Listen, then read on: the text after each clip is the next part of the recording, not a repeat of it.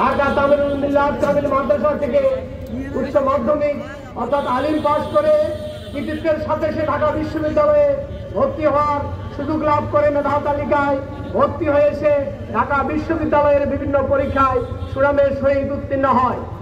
বিগত 24শে আগস্টের এই গণ অভ্যুত্থানে সে বৈষম্য বিরোধী আন্দোলনে বাংলাদেশকে বৈষম্যহীন এবং সাম্প্রদায়িক সম্প্রীতি অর্জনের লক্ষ্যে তার গতিশীল নেতৃত্ব প্রদর্শনের মাধ্যমে বাঙালি জাতিদেরকে, বাংলার দামাল ছেলেদেরকে ঐক্যবদ্ধ করতে পেরেছে।